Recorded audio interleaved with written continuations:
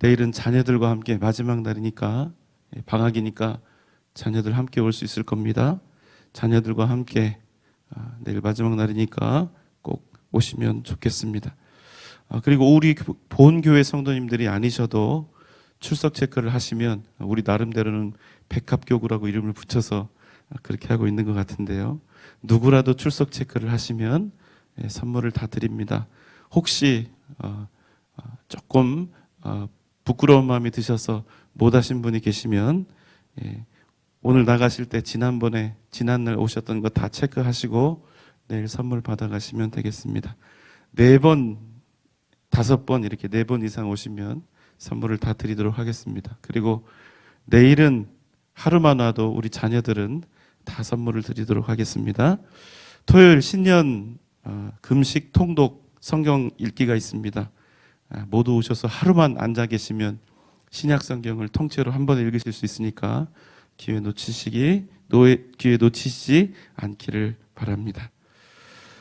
자, 우리는 이번 새벽을 통해서 무엇이 진정한 복인가, 어떤 길이 진짜 복된 자의 길인가에 대해서 함께 나누고 있습니다. 여러분, 이미 우리는 복된 자들이죠. 그럼에도 한 가지 분명한 사실이 있는데, 복 있는 사람도, 하나님의 무한한 은혜와 사랑을 입은 사람도 얼마든지 고통과 시련에 처해질 수 있다는 사실입니다. 이미 하나님의 무한한 복을 받았음에도 불구하고 우리가 이 땅에서 살고 있기 때문에 수많은 세상의 도전과 공격을 받을 수도 있고 애매한 일로 억울한 일들을 또 당하기도 합니다. 자, 오늘 말씀 1절로 3절의 말씀을 우리가 함께 읽도록 하겠습니다. 시작. 어찌하여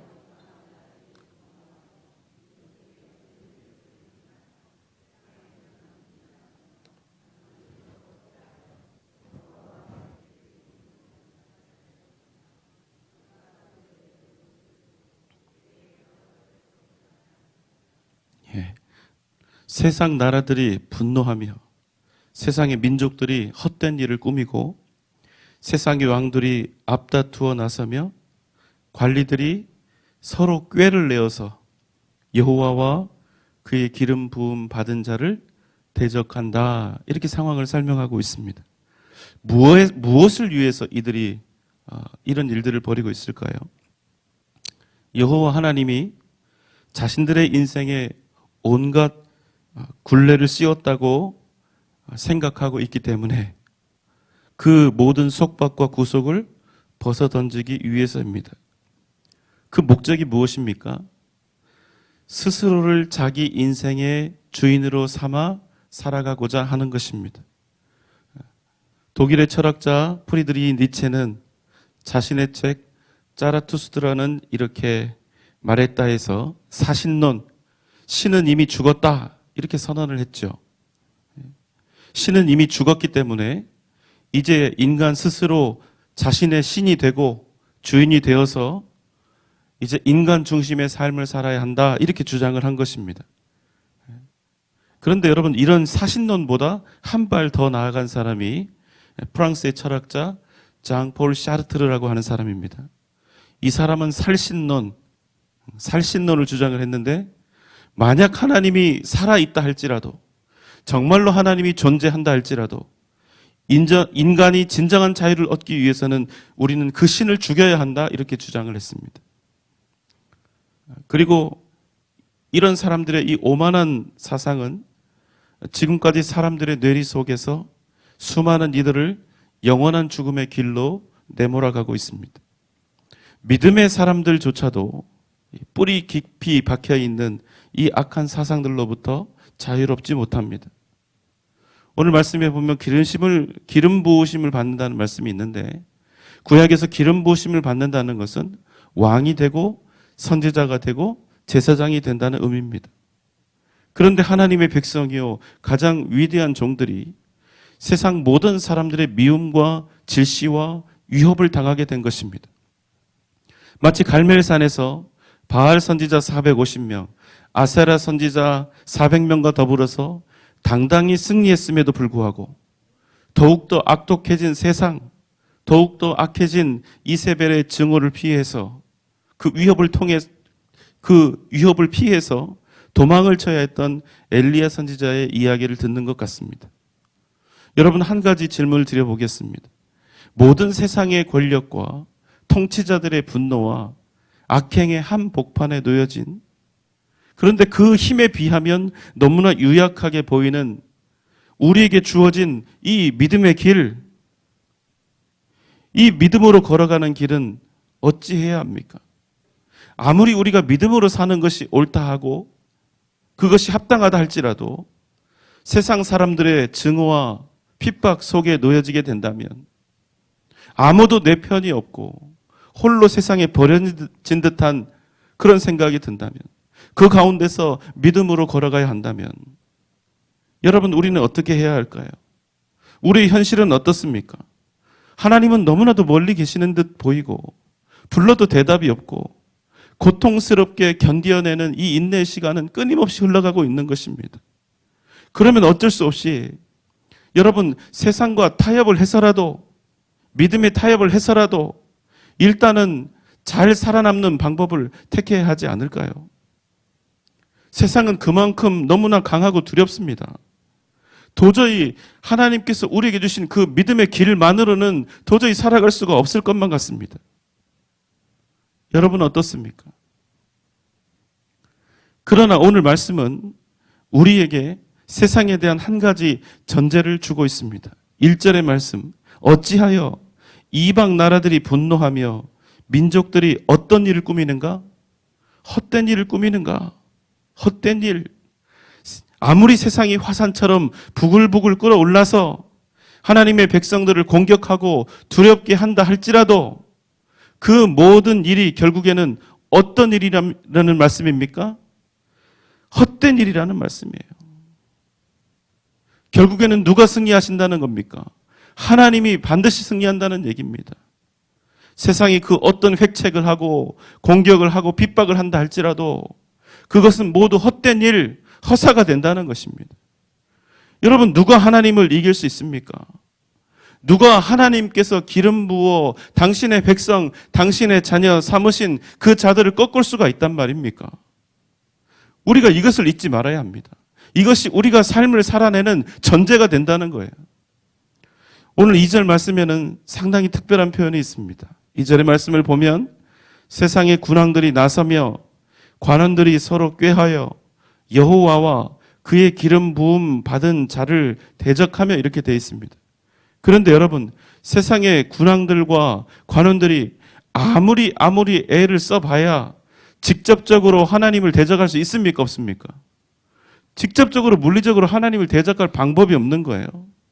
하나님이 아니라 하나님이 기름 부어 세우신 하나님의 백성들, 하나님을 믿는 사람들을 대적할 수 있는 것이 아닙니까? 그런데 오늘 말씀은 그들이 여호와와 그의 기름 부음 받은 자를 대적하고 있다, 이렇게 말씀하고 있는 거예요. 여러분, 이게 무슨 말씀입니까? 하나님께서 기름 부으신 당신의 백성들을 대적하는 것은 그들의 하나님 여호와를 대적하는 것이다, 이렇게 말씀하고 있는 거예요. 한마디로 무슨 말이냐면 쉽게 너 내 새끼 잘못 건드렸어, 이 말이에요. 우리가 기름 부음을 받은 자가 되었다는 말의 의미는 무엇입니까? 우리의 문제가 무엇이든 우리가 그 어떠한 연약함과 미약함을 가지고 있다 할지라도, 우리의 삶이 온갖 문제투성이로 얼룩져 있다 할지라도, 어떤 세상의 공격과 핍박을 당한다 할지라도 우리가 변함없이 의인의 길을, 믿음의 길을, 하나님께서 기뻐하시는 그 길을 걸어가고 있으면 하나님께서 우리에게 닥쳐온 모든 세상의 공격과 핍박을 누구에 대한 공격과 핍박으로 삼고 하나님 자신에 대한, 하나님 당신에 대한 공격과 핍박으로 삼고 그 모든 도전에 대해서 반드시 친히 심판하신다는 것입니다. 왜 그렇습니까? 우리가 여호와 하나님의 기름 부으심을 받아서 당신의 백성이요 자녀가 되었기 때문입니다. 하나님의 은혜는 반드시 끝내, 마침내 우리가 가진 모든 죄와 허물, 우리를 향한 세상의 모든 도발을 완전히 제거하신다는 것입니다. 혹 지금 우리 중에 누군가는 지난날의 잘못과 부족함들을 인해서 또 지금도 계속되고 있는 끊임없이 우리를 괴롭게 하는 사람들로 인해서 날마다 지금 이 순간도 고민하며 절절하게 아파하며 후회하는 고통스러운 삶을 살아가고 있을지도 모릅니다. 나는 실패한 인생이라는 낭망 속에서 하루하루를 지금 견뎌내고 있을지도 모르고 나에게 어떤 희망도 소망도 없다는 그런 자괴감과 절망 속에 있는 분도 혹 계실 수 있겠습니다. 그러나 여러분 기억하십시오. 주님께서 우리에게 기름을 부으시고 우리를 복되게 하시고 우리를 거룩하게 하신 이상 우리가 만난 지금보다 100배, 1000배 강한 적들과 참혹한 세상의 환난과 고난이 우리에게 닥쳐온다 할지라도 결단코 그것들은 하나님의 은혜와 사랑, 하나님의 지혜와 능력을 이길 수가 없다는 것입니다. 여러분 믿습니까?